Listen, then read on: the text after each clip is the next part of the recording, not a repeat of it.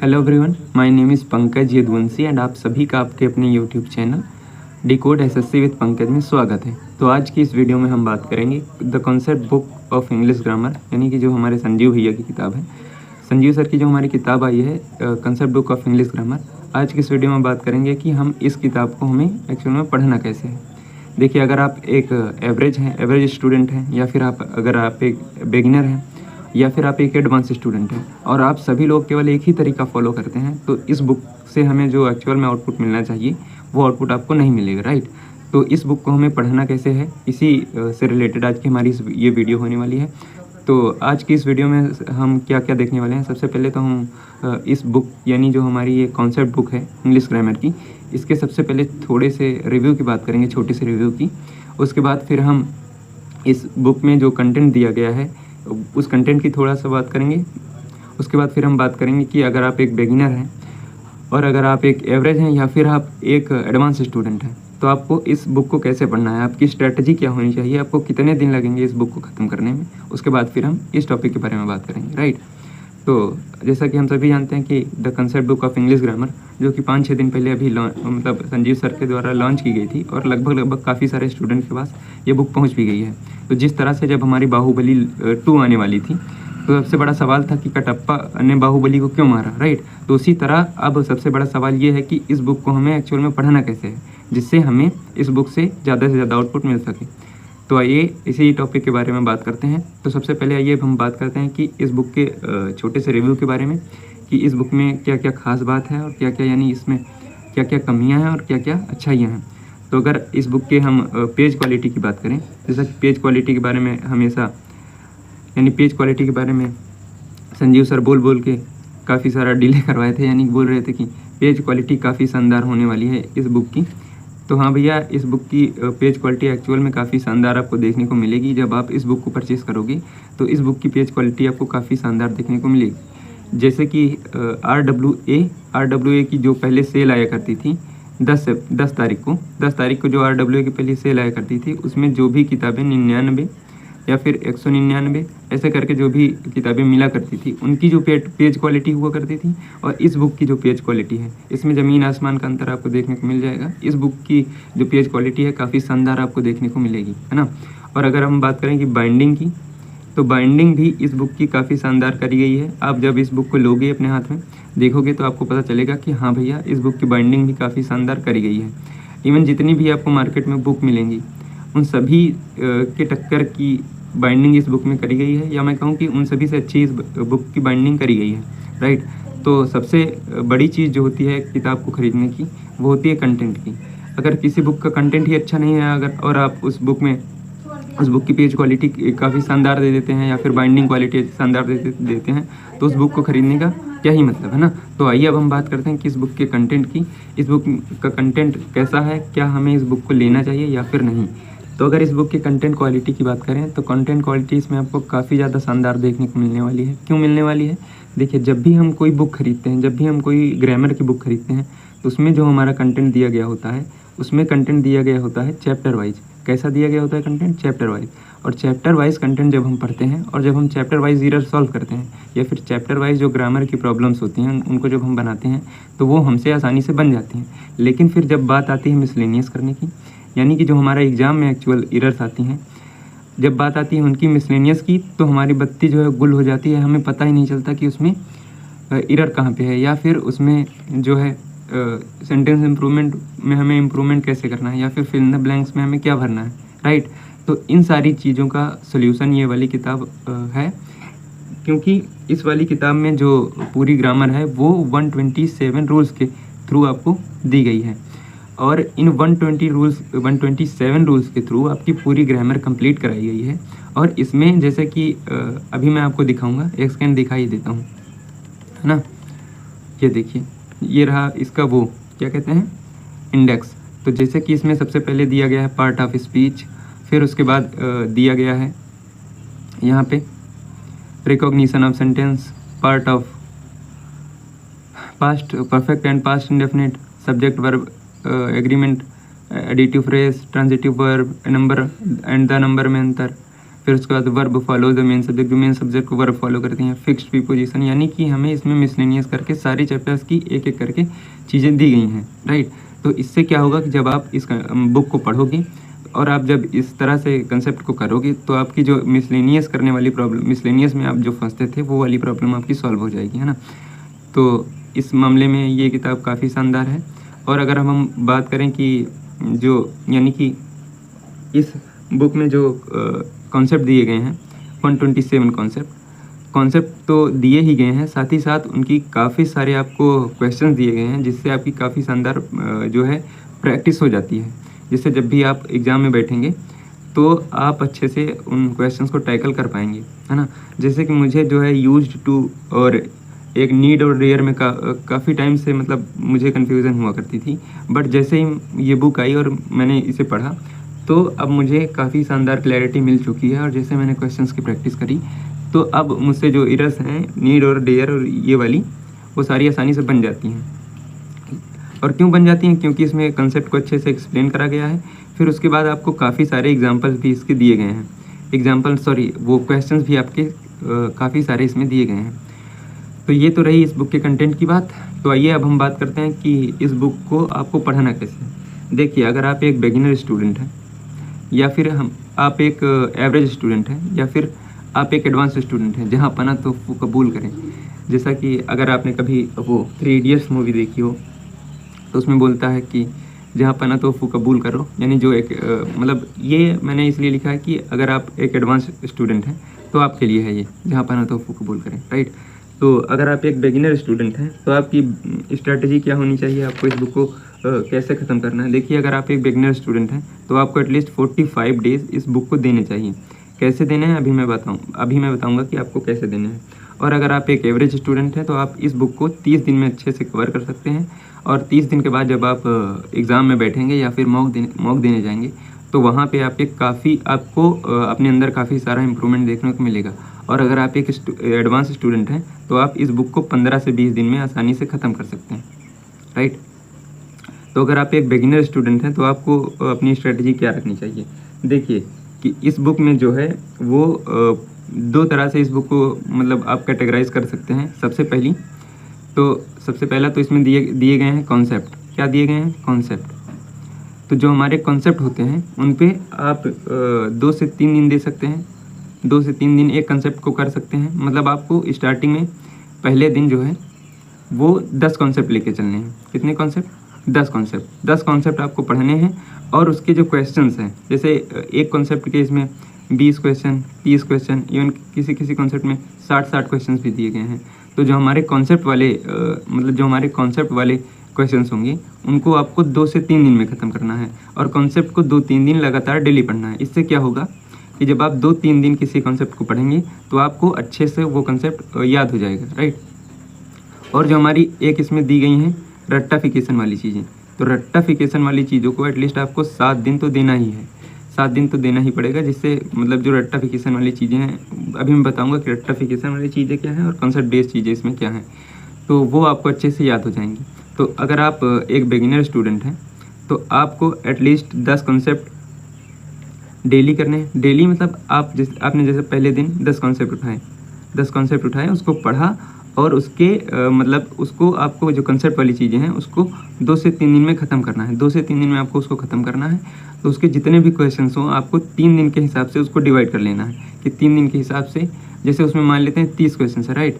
तो आपको जब आप डे 1 पे उस कॉन्सेप्ट को पढ़ेंगे तो आपको डे 1 पे 10 क्वेश्चन कर रहे हैं, डे 2 पे 10 क्वेश्चन कर रहे हैं, डे 3 पे 10 क्वेश्चन करते हैं। इससे आप जो कंसेप्ट होगा उसको 3 बार पढ़ेंगे, 3 दिन पढ़ेंगे।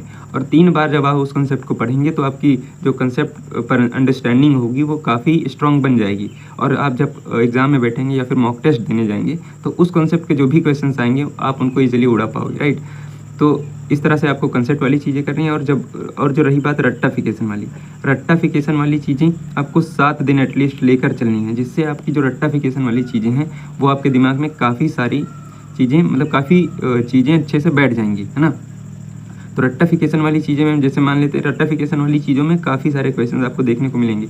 अभी हम बात करेंगे कि इसमें रट्टाफिकेशन वाली चीज़ें क्या हैं और कॉन्सेप्ट बेस्ड चीज़ें क्या हैं। तो रट्टाफिकेशन वाली जो चीज़ें हैं, जैसे उसमें 60 क्वेश्चन हैं, तो आप उसको मान लेते हैं 70 क्वेश्चन है, राइट। तो उसको आपको 7 दिन के हिसाब से डिवाइड कर लेना है। 7 दिन के हिसाब से आपके 10-10 क्वेश्चन डेली के आएंगे। तो 10-10 क्वेश्चन आपको डेली करने हैं। बाकी जो जितनी भी चीज़ें उसमें रट्टाफिकेशन में देखी हैं, रट्टा भी आपको उन सारी चीज़ों के मारते रहना है, राइट।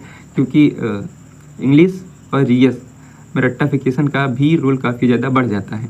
तो अगर आप एक बिगिनर स्टूडेंट हैं तो आपको कुछ इस तरह से अपनी स्ट्रैटेजी रखना है। और जैसे ही मान लेते हैं कि यहाँ पे जैसे 3 दिन में आपके जो 3 दिन में 10 कॉन्सेप्ट कंप्लीट हो जाएंगे, है ना।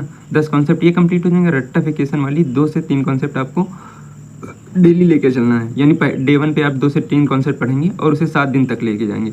फिर रट्टाफिकेशन वाली चीज़ें जब 7 दिन तक ये हो जाएंगी, उसके बाद फिर से नए 2 से 3 कॉन्सेप्ट पढ़ेंगे, उसे 7 दिन तक लेकर जाएंगे। ऐसे करके आपको पढ़ना है। और जो मतलब ये हमारा कॉन्सेप्ट वाली चीज़ें हैं, उनको डे 1 पे आपको 10 पढ़ने हैं, 10 कॉन्सेप्ट पढ़ने हैं। फिर उसे 2 से 3 दिन तक लेके जाना है, राइट। उसके बाद फिर 2 से 3 दिन के बाद आपको क्या करना है, 2 से 3 दिन के बाद आपको फिर से नई चीज़ें, नए 10 कॉन्सेप्ट पढ़ने हैं और फिर उसे इसी क्रम में 2 से 3 दिन तक लेकर जाना है। ऐसे आपको करके आपकी मतलब ऐसे करके आपको अपनी जो ये इस कॉन्सेप्ट बुक है ग्रामर की, इसे ख़त्म करना है। इस तरह से जब आप करेंगे तो आपको एक अच्छा आउटपुट मिलेगा। तो अगर अब हम बात करें कि आप एक एवरेज स्टूडेंट हैं, इससे पहले कि हम बात करें कि आप एक एवरेज स्टूडेंट हैं तो इस बुक को कैसे पढ़ेंगे, इससे पहले आइए अब हम बात कर लेते हैं कि रट्टाफिकेशन वाली चीज़ें इस बुक में क्या हैं और कॉन्सेप्ट बेस्ड चीज़ें इस बुक में क्या हैं, है ना। जिससे आपकी एक क्लैरिटी बन जाए कि हमें एक्चुअल में इसे करना कैसे है। देखिए, जैसे कि यहाँ पे सबसे पहले है पार्ट ऑफ स्पीच। क्या है पार्ट ऑफ स्पीच? तो पार्ट ऑफ स्पीच जब आप अपनी बुक उठाकर देखेंगे तो इसमें प्योर कॉन्सेप्ट बेस्ड चीज़ें, इसमें रट्टाफिकेशन की कोई ज़रूरत नहीं है। तो आप इसे उठा सकते हैं, 10 कॉन्सेप्ट में, है ना। फिर रिकॉग्निशन ऑफ सेंटेंस, इसमें भी कोई रट्टाफिकेशन वाली चीज़ नहीं है। Past perfect and past indefinite, ये भी एक कॉन्सेप्ट वाली चीज़ है। Subject verb agreement with additive phrases, इसमें भी आपको कोई रट्टाफिकेशन वाली कुछ खास ज़रूरत नहीं है, राइट। फिर आता है हमारा ट्रांजिटिव वर्ब एंड सुपरफ्लस एक्सप्रेशन। हाँ, तो इसमें आपको रट्टाफिकेशन की ज़रूरत पड़ेगी। तो इसे आप 6 से 7 दिन दे सकते हैं, 6 से 7 दिन दे सकते हैं। फिर आता है ए नंबर एंड द नंबर में अंतर। Verb follows the main subject, जो मेन सब्जेक्ट को वर्ब जो है हमारी मेन सब्जेक्ट, ये भी एक कॉन्सेप्ट की तरह होगा। तो इसे भी आप 2 से 3 दिन में फिनिश कर सकते हैं ना। फिर आता है फिक्स्ड प्रीपोजिशन। फिक्स्ड प्रीपोजिशन जहाँ भी आपको दिखे उसे 6 से 7 दिन तक लेकर जाएं। 6 से 7 दिन तक लेकर जाएंगे तो इससे क्या होगा कि वो सारी चीज़ें, यानी जो फिक्स्ड प्रीपोजिशन में जो भी चीज़ें होंगी आपको अच्छे से लर्न हो जाएंगी। रट्टाफिकेशन वाली चीज़ों को हमें 6 से 7 दिन तक लेकर ही जाना है। फिर आता है कंसेप्ट ऑफ मॉडल, इसमें भी कोई रट्टाफिकेशन की जरूरत नहीं है। Hardly, scarcely, little, use to, dare, यही 2 चीज़ें हैं जो मुझे काफ़ी टाइम से समझ नहीं आ रही थी, यूज टू और नीड वर्सेस डेयर। बट जब मैंने इस बुक को पढ़ा तो एक्चुअल में मुझे इसका मतलब समझ आया और जो इसकी कंसेप्ट क्लैरिटी है मेरी अच्छी बन सकी।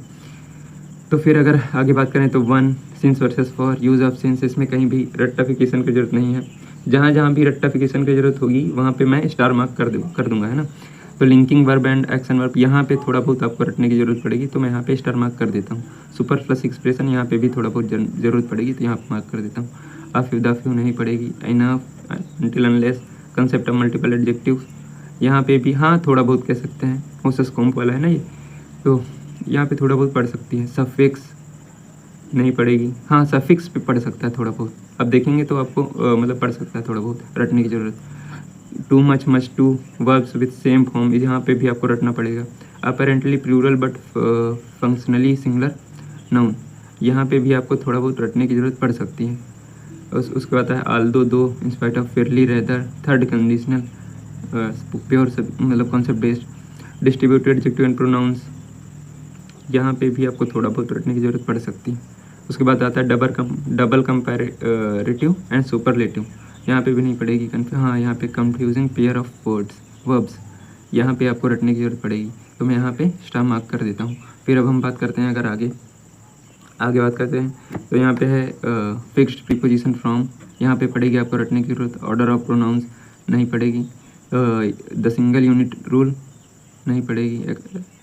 Along, across, as, since, because, so, therefore नहीं पड़ेगी। इंडेफिनिट प्रोनाउंस यहाँ पे थोड़ा बहुत पढ़ सकता है, देखना आप। Future perfect and future continuous, as, synthesis of positive and comparative degree, non credible adjectives, हाँ यहाँ पे पड़ेगी। Half of, some of, a lot of नहीं पड़ेगी। ऑर्डर ऑफ डेफिनेट एडजेक्टिव यहाँ पे भी आपको ज़रूरत नहीं पड़ेगी। फिक्स प्रीपोजिशन टू यहाँ पे तो पढ़ने ही वाली है। फिर उसके बाद आता है हमारा वन ऑफ, नहीं पड़ेगी।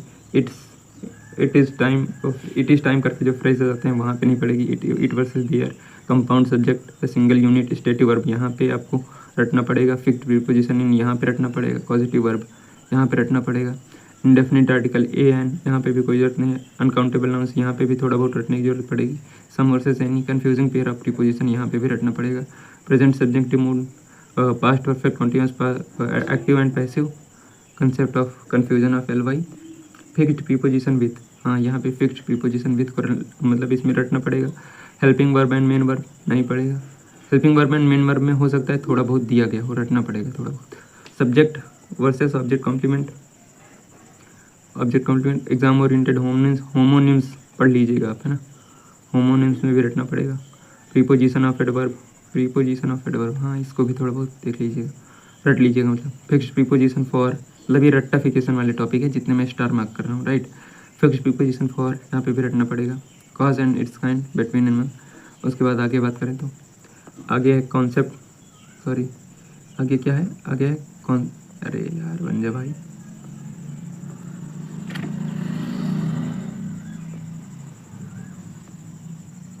कॉन्सेप्ट ऑफ शॉर्ट रिप्लाई यानी कि इन्वर्जन। यहाँ पे भी आपको रटना नहीं पड़ेगा। बाई यहाँ पे रटना पड़ेगा। Use of preposition by, besides नहीं पड़ेगा। कॉन्सेप्ट ऑफ रिपीटेड एक्सप्रेशन यहाँ पे हो सकता है थोड़ा बहुत रटना पड़े। इन्वर्जन नहीं पड़ेगा। ओमिशन ऑफ आर्टिकल नहीं पड़ेगा। फ्रैक्शन वर्सेस परसेंट नहीं पड़ेगा रटना। हु वर्सेस होम नहीं पड़ेगा। जीरो वर्सेस जीरो कंडीशनल नहीं पड़ेगा। सेकंड कंडीशनल नहीं पड़ेगा। सो दैट वर्सेस टू नहीं पड़ेगा। कंसेप्ट ऑफ एडजेक्टिव नहीं पड़ेगा। Uses of definite article the, यहाँ पे थोड़ा बहुत रटना पड़ सकता है ना। तो मैं स्टार मार्क करते जा रहा हूँ जहाँ पे आपको थोड़ा बहुत रटना है। प्रीपोजिशन ऑफ टाइम, प्रीपोजिशन वाले तो सारे टॉपिक्स रट्टाफिकेशन वाले ही होते हैं। कलेक्टिव नाउंस यहाँ पे भी थोड़ा बहुत देख लीजिएगा, रट्टाफिकेशन वाली चीज़ें हो तो। Present perfect tense, wrong uses of conjunction, simple present tense, the, discourse, markers, infinitive to plus V1, zero and, bare, infinitive, non plural form, reflexive pronoun यहाँ पे आपको रटना पड़ सकता है। फिफ्थ प्रीपोजिशन एट इसको भी रटना पड़ेगा। Degree of comparison, confusing adjective and adverb. On, fixed preposition on यहाँ पे रटना पड़ेगा। Noun versus numbers. Participle, question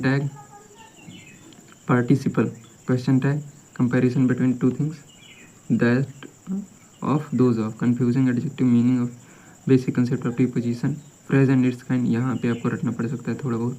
cleft sentences नहीं पड़ेगा। आगे देखते हैं, आगे यहाँ पे आपको पॉजिटिव एडजेक्टिव नहीं पड़ेगा। विच, दैट नहीं पड़ेगा। Concept of position, each, other versus one another, preposition before indirect object यहाँ पे रटना पड़ सकता है। More than one, irregular verbs यहाँ पे रटना पड़ सकता है। Subject verb agreement, parallelism, sentence and their kind, idioms and phrasal verbs यहाँ पे रटना पड़ेगा। नाउन्स एंड डिफरेंट मीनिंग्स यहाँ पे थोड़ा बहुत रटना पड़ेगा। Predicative, emphasis on subject, noun and the group, figure of speech. तो ये सारे टॉपिक्स जो हैं जहाँ पे मैंने स्टार मार्क किए हैं यहाँ पे आपको थोड़ा बहुत रटना पड़ सकता है, राइट। तो इस तरह से आपको रट्टाफिकेशन वाली चीज़ें अलग करके रख लेनी है और जो हमारी कॉन्सेप्ट वाली चीज़ें हैं उनको अलग करके रख लेनी है, यानी इस तरह से आपको पढ़ना है। अब हम बात करते हैं जो हमारे एवरेज स्टूडेंट हैं और फिर बात करेंगे कि जो एडवांस स्टूडेंट हैं वो इस बुक को कैसे पढ़ेंगे। देखिए यहाँ तक हमने बात करी कि बिगिनर स्टूडेंट इस बुक को कैसे पढ़ेंगे। अब बात करते हैं कि एवरेज स्टूडेंट इस बुक को कैसे ख़त्म करेंगे। देखिए अगर आप एक एवरेज स्टूडेंट हैं तो आपको इस बुक को एटलीस्ट 30 डेज तो देने ही चाहिए। कैसे देंगे आप, देखिए आप भी इस बुक के जो कंसेप्ट हैं उनको डे 1 पे 10 कॉन्सेप्ट उठाएंगे और एटलीस्ट 2 दिन तो आपको देना ही है, यानी एक कॉन्सेप्ट को। तो जितने भी क्वेश्चंस होंगे उसे आपको 2-2 दिन के हिसाब से डिवाइड कर लेने हैं और 10 कॉन्सेप्ट आप एक दिन में उठा सकते हैं। और रट्टाफिकेशन वाली जो चीज़ें हैं, रट्टाफिकेशन वाली चीज़ें 3 से 5 कॉन्सेप्ट आप रट्टाफिकेशन वाली डे 1 पे उठा सकते हैं और एटलीस्ट उसको 5 दिन तक आपको लेकर जाना है, यानी उसके क्वेश्चंस 5 दिन तक सॉल्व करना है। उनको 5 दिन तक हमें बार बार रिवाइज करना है, जिससे आपकी जो रट्टाफिकेशन वाली चीज़ें हैं आपके दिमाग में काफ़ी अच्छे से बैठ जाएंगी। फिर अब हम बात करते हैं कि जहाँ फना तोफ़ू कबूल करो, यानी जो एडवांस स्टूडेंट हैं वो इस बुक को कैसे 15 से 20 दिन में फिनिश कर सकते हैं। तो देखिए आपको इस जैसे कि अगर आप एक एडवांस स्टूडेंट होंगे तो आपको सारी चीज़ें रटी होगी, आपकी सारी चीज़ें टिप्स पे होंगी, राइट। कुछ चीज़ें होंगी जो आप भूल गए होंगी, तो आपको केवल उन्हें पढ़ना होता है। तो आप क्या करेंगे, देखिए 10 से 15 कॉन्सेप्ट आप डेली एक डे 1 पे उठाइए। डे 1 पे 15 कॉन्सेप्ट उठाइए और उसे एक दिन में या फिर 2 दिन में उसे फिनिश कर दीजिए। और जो रट्टाफिकेशन वाली चीज़ें हैं, रट्टाफिकेशन वाली चीज़ें भी आपको 2 दिन तो एटलीस्ट देने ही पड़ेंगे भाई, क्योंकि अगर आप 2 दिन भी नहीं दोगे रट्टाफिकेशन वाली चीज़ें तो आपके दिमाग में वो चीज़ें नहीं छपेंगी, है ना। तो अगर आप इस तरह से इस बुक को एक बार कंप्लीट करते हो अच्छे से, तो उसके बाद जब आप दोबारा रिवीजन करोगे तो आपके माइंड में काफ़ी सारी चीज़ें जो है ऑलरेडी छपी होंगी।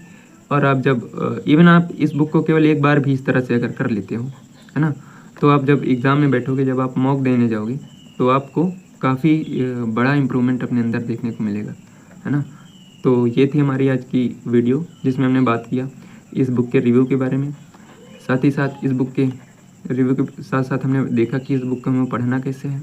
तो ये सारी चीज़ें आज की इस वीडियो में हमने देखा। तो इस वीडियो के एंड में मैं बस आपसे इतना ही कहना चाहूँगा कि अगर आपको एसएससी से रिलेटेड किसी भी टॉपिक पे वीडियो चाहिए तो आप इस वीडियो के कमेंट सेक्शन में कमेंट कर दीजिएगा, फिर हम उस टॉपिक पे भी बात करेंगे, है ना। और इस वीडियो में क्या क्या पहले कमियाँ थी या क्या क्या आपको इस वीडियो से सीखने को मिला, आप ये भी आप कमेंट में लिख सकते हैं, है ना। चलिए ठीक है, फिर मिलेंगे कि ऐसे ही किसी नेक्स्ट वीडियो में। तब तक के लिए ध्यान रखिए अपना और अपने परिवार का। Okay bye.